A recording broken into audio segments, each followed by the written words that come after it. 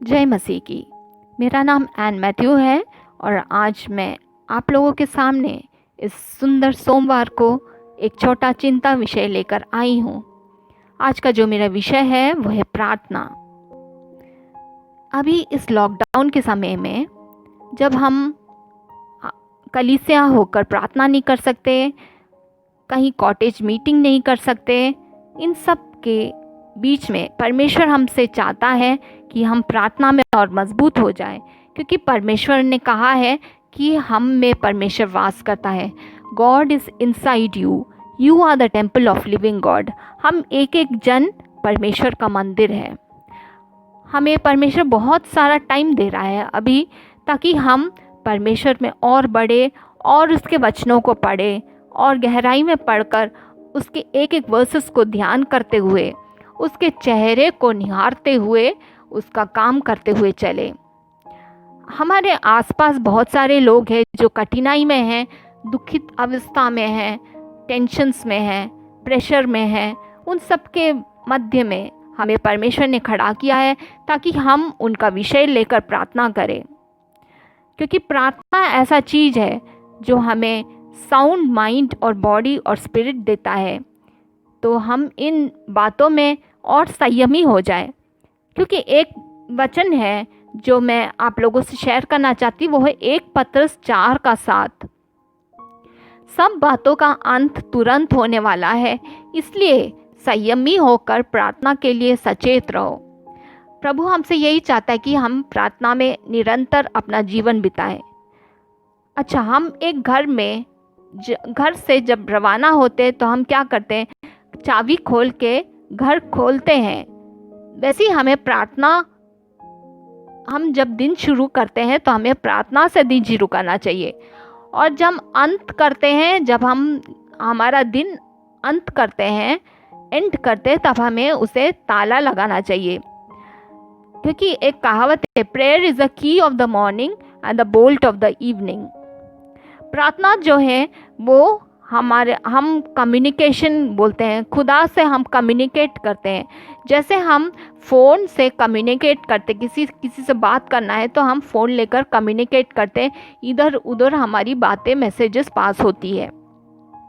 वैसे ही परमेश्वर हमसे चाहता है कि हम उसके साथ एक क्लोज रिलेशनशिप मेंटेन करें और हम उनसे कम्युनिकेट करें। कम्युनिकेट कैसे कर सकते हैं? प्रार्थना से कम्युनिकेट कर सकते हैं।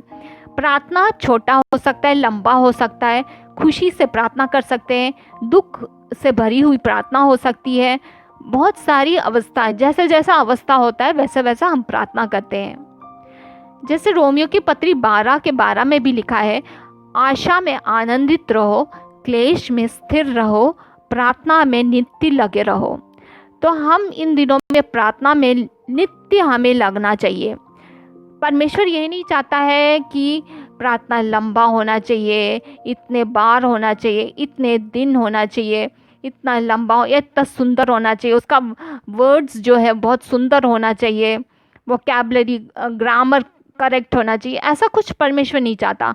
बस परमेश्वर ये चाहता है कि हमारे दिल से, हमारे हृदय से जो प्रार्थना निकलती है वो परमेश्वर स्वीकार करते हैं। जो हार्ट से हम प्रार्थना बोलते हैं, जो हमारे दिल से निकलती है, वो प्रार्थना परमेश्वर स्वीकार करते हैं, चाहे वो कैसी भी हो, लंबी, छोटी, बड़ी, कैसे भी हो। प्रार्थना करना परमेश्वर हमसे खुद, यीशु मसीह हमें सिखाते हैं। बहुत सारे जगहों में यीशु मसीह जा के प्रार्थना करे। पहाड़ में गए, डेजर्ट में गए, घर घर में गए, ऐसे बहुत सारे जगह जहाँ जहाँ उनको होली स्पिरिट लीड करता था, पवित्र आत्मा उनको जहाँ जहाँ लेकर गए, वहाँ सब वो प्रार्थना करें। प्रार्थना में कभी धीरज नहीं खोना चाहिए, हमेशा निरंतर प्रार्थना करना चाहिए, धीरज बिना खोते हुए। हम जिस तरह एक विधवा के बारे में हम लूका रहित सुसमाचार के उसके 18:1 में जब पढ़ते हैं, वहाँ पे एक दृष्टांत यीशु मसीह हमें दिखाता है, जहाँ एक विधवा जो न्याय के लिए एक न्याय करने वाले व्यक्ति के पास गई, तो उसको उस दिन न्याय नहीं मिला। वो बहुत रोती रही, लेकिन उसको न्याय नहीं मिला। दोबारा उसको आने के लिए बोला, दोबारा वो गई, तब भी उसको न्याय नहीं मिला। ऐसे उसको निरंतर जाना पड़ा। फिर आखिर में वो न्याय करने वाले व्यक्ति ने उसे न्याय दिया, क्योंकि उसने बोला कि ये औरत मेरा नाक में दम कर रही है, तो मुझे उसका न्याय करना पड़ेगा। इसी तरह अगर हम हमारे विषय को लेकर अगर निरंतर हम प्रार्थना में विषय लेकर प्रभु के पास जाएंगे, तो ज़रूर प्रभु हमें आंसर करेगा। हमें हमारा कर्तव्य जो है वो निभाना है। कर्तव्य क्या है? हमें प्रार्थना करना है। बाकी सब उसका आंसर चाहे आज मिले, चाहे कल मिले, चाहे बहुत दिनों के बाद मिले, चाहे मिले भी नहीं, तो भी हमें अपना कर्तव्य निभाते रहना चाहिए। परमेश्वर हमें बहुत चीज़ बताते हैं। मैथ्यू चैप्टर 6 में उसका वर्स 5 से हमें प्रार्थना के बारे में बताते हैं, कैसा प्रार्थना चाहिए, कहाँ करना चाहिए, सब चीज़ बताते हैं।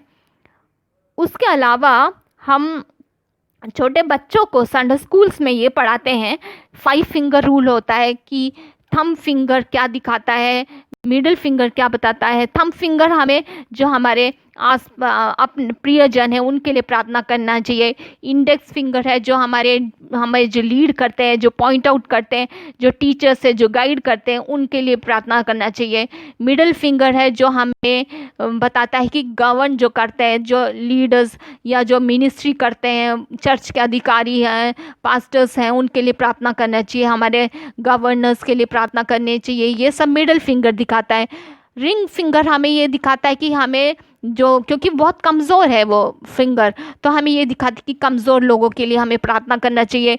वो लोग जो बहुत ज़रूरत में उनके लिए प्रार्थना करना चाहिए। वो सब रिंग फिंगर दिखाता है।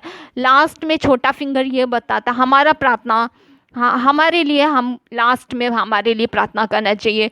लेकिन हमारी प्रार्थना स्तुति और आराधना में होनी चाहिए। हम परमेश्वर का स्तुति करते हुए इन दिनों में और परमेश्वर का वचन मानते हुए एक एक दिन प्रार्थना करने में हम सब मजबूत हो जाएं। ये छोटा सा विषय आप लोगों के सामने रखने के लिए परमेश्वर ने जो उपकार किया उसके लिए धन्यवाद करती हूँ। आगे भी आप लोग सब प्रार्थना में निरंतर जागृत रहें। आशा है ये छोटा वचन आपको समझ में आया होगा। आप सबको परमेश्वर बहुत आयत से आशीष करे। जय मसीह की।